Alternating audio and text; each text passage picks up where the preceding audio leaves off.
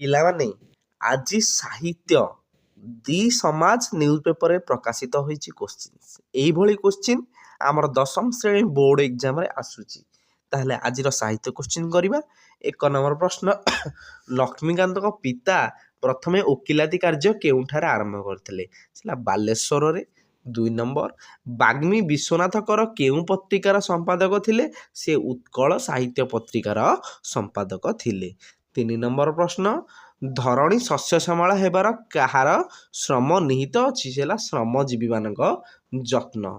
4 number କିଏ ଶଶିକଳା ପରି ଦିନାକ୍ଷିଣା ହୋଇଗଲେ? କିଏ ସିଏ? ରାଧା। 5 ନମ୍ବର ପ୍ରଶ୍ନ ପିଲାମାନେ ଗ୍ୟାସୀୟ ସଭ୍ୟତାର ଆଦର୍ଶ କ'ଣ ଥିଲା? ଆଦର୍ଶ ଥିଲା ଭୋଗ। 6 ନମ୍ବର ଗଣିତ ଶାସ୍ତ୍ର ବିଜ୍ଞାନର କେଉଁ ବିଭାଗର ଅନ୍ତର୍ଗତ? ବିଜ୍ଞାନର କେଉଁ ବିଭାଗରେ ଗଣିତ ଶାସ୍ତ୍ର ଅଛି ପିଲାମାନେ? ସେ ହେଲା ଆମର ଜଡ଼ ବିଜ୍ଞାନରେ। 7 ନମ୍ବର ଗାନ୍ଧିଜୀଙ୍କ ମତରେ କେନ୍ଦ୍ର ଭାଷା କ'ଣ ହେବା ଦରକାର? ଗାନ୍ଧିଜୀଙ୍କ ମତରେ କେନ୍ଦ୍ର ଭାଷା ହିନ୍ଦୀ ହେବା ଦରକାର। 8 ନମ୍ବର କେଉଁ ଭାଷା ଶାସନର ମାଧ୍ୟମ ହୋଇ ରହିଲେ ଆଞ୍ଚଳିକ ଭାଷା ଗୁଡ଼ିକର ଗୁରୁତ୍ୱ ରହିବ ନାହିଁ? ହେଲା ଇଂରାଜୀ।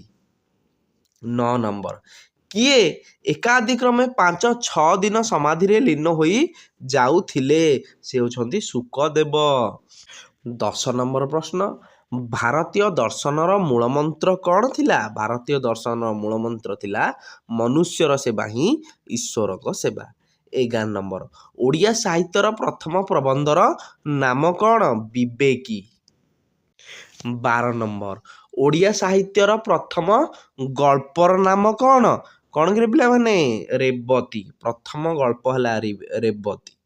ତାପରେ 13 ନମ୍ବର ପ୍ରଶ୍ନ ପିଲାମାନେ ଆମ ପାଇଁ ସମୁଦ୍ର ତଟରେ କେଉଁ ବୃକ୍ଷମାନେ ଉତ୍କଳ ମାତାକୁ ସୁଶୋଭିତ କରିଛନ୍ତି? ଆମର ତାଳ ତମାଳ ବୃକ୍ଷ। ନେକ୍ସଟ 14 ନମ୍ବର ପ୍ରଶ୍ନ ଉତ୍କଳ ମାତାର ପାଦଦେଶରେ କେଉଁ ଭଳି ନଦୀ ବୋହି ଯାଉଛି? କେଉଁ ଭଳି ବୋହି ଯାଉଛି? ଆମର ଶୁଭ୍ର ତଟିନୀ ଭଳି।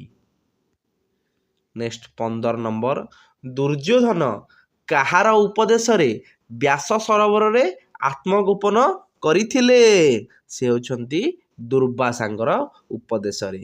ନେକ୍ସଟ 16 ନମ୍ବର କ୍ୱେଶ୍ଚିନ୍ ଭୀମଙ୍କୁ ବର ଦେବା ପାଇଁ ଈଶ୍ୱର କାହାର ପରାମର୍ଶ ଲୋଡ଼ିଥିଲେ?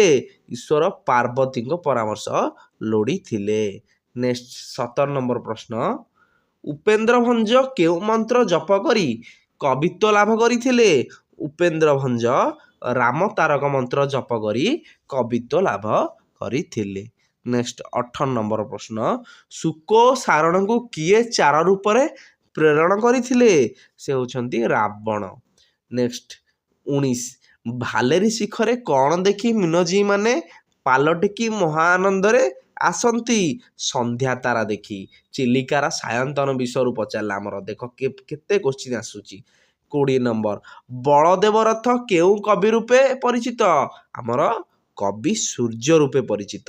ନେକ୍ସଟ 21 ନମ୍ବର ମଙ୍ଗଳେ ଅଇଲା ଉଷା କବିତାର କେଉଁ କାବ୍ୟର ଅଂଶ? କବିତାର ତପସ୍ୱିନୀ। ତପସ୍ୱିନୀରୁ ଆସିଛି ମଙ୍ଗଳେ ଅଇଲା ଉଷା। 22 ନମ୍ବର ବୀଣାର ଶବ୍ଦ କିପରି? ବୀଣାର ଶବ୍ଦ କିପରି ପିଲାମାନେ? ଝଙ୍କାର। 23 ନମ୍ବର ପ୍ରଶ୍ନ ପିଲାମାନେ କବି ଅନନ୍ତ ପଟ୍ଟନାୟକ କେଉଁ ଜିଲ୍ଲାରେ ଜନ୍ମଗ୍ରହଣ କରିଥିଲେ? ହେଲା ଖୋର୍ଦ୍ଧା ଜିଲ୍ଲାରେ ଜନ୍ମଗ୍ରହଣ କରିଥିଲେ। 24 ନମ୍ବର କେଉଁଠାରେ ନିର୍ଝର ସୃଷ୍ଟି କରିବା ପାଇଁ କୁହାଯାଇଛି? ହେଲା ଆମର ମରୁ ପଥରେ ନିର୍ଝର ସୃଷ୍ଟି କରିବା ପାଇଁ କୁହାଯାଇଛି। 25 ନମ୍ବର କବି ବିଦ୍ୟୁତ ପ୍ରଭା ଦେବୀ କେବେ ମୃତ୍ୟୁବରଣ କରିଥିଲେ? ସେ ହେଲେ 1977 ମସିହାରେ। 26 ନମ୍ବର କ୍ୱେଶ୍ଚିନ୍ କେଉଁମାନଙ୍କ ପୂର୍ବରେ ଧୁମାସା ମାଦଳ ବଜା ଯାଇଥାଏ? କେଉଁମାନଙ୍କ ପର୍ବରେ ଧୁମାସା ମାଦଳ? ସେ ହେଲା ସାନ୍ତାଳ ମାନଙ୍କ ପର୍ବରେ। ହେଲା ଆମ ରାଷ୍ଟ୍ରପତି ଦ୍ରୌପଦୀ ମୁର୍ମୁ ମଧ୍ୟ ଜଣେ ସାନ୍ତାଳ। 27 ନମ୍ବର କାଠ ଚିରାଳି କାଠ ଚିରିବା ପାଇଁ କୁଇଣ୍ଟାଲ ପିଛା କେତେ ଟଙ୍କା କହିଥିଲା? ସେ ହେଲା ଆମର 2 ଟଙ୍କା କହିଥିଲା। ନେକ୍ସଟ 28 ନମ୍ବର ଅଶୋକ କେଉଁ ରାଜ୍ୟର ସମ୍ରାଟ ଥିଲେ? ଏଇଟା ତ ଆମେ ସହଜରେ କହିପାରିବା ଅଶୋକ ମଗଧ ରାଜ୍ୟର ସମ୍ରାଟ ଥିଲେ। ନେକ୍ସଟ 29 ନମ୍ବର ସୁବ୍ରତଙ୍କ ସ୍ତ୍ରୀଙ୍କର ନାମ କ'ଣ ଥିଲା? ସୁବ୍ରତଙ୍କ ସ୍ତ୍ରୀଙ୍କ ନାମ ଥିଲା ପ୍ରୀତି। 30 ନମ୍ବର ସୁବ୍ରତଙ୍କ ବୟସ ତୁଳନାରେ ପ୍ରୀତି ପାଖାପାଖି କେତେ ବର୍ଷ ଛୋଟ ଥିଲେ? ସେ ହେଲେ 5 ବର୍ଷ ଛୋଟ ଥିଲେ। ହେଲା, ଇଏ ଥିଲା ଆମର ସାହିତ୍ୟର କୋଶ୍ଚିନ୍। ବୁଝିଲା, ତମେ ସବୁଦିନ ଏମିତି ସମାଜ ନ୍ୟୁଜ୍ ପେପର, ପ୍ରମେୟ ନ୍ୟୁଜ୍ ପେପର, ବିଭିନ୍ନ ନ୍ୟୁଜ୍ ପେପର କୋଶ୍ଚିନ୍ ପ୍ରାକ୍ଟିସ୍ କର। ମୁଁ କହୁଛି ଗ୍ୟାରେଣ୍ଟି 50ଟାରୁ 50ଟା କୋଶ୍ଚିନ୍ କିମ୍ବା 49ଟା କୋଶ୍ଚିନ୍ ସେଇଥିରେ ହିଁ ପରୀକ୍ଷାରେ ପଡ଼ିଥିବ।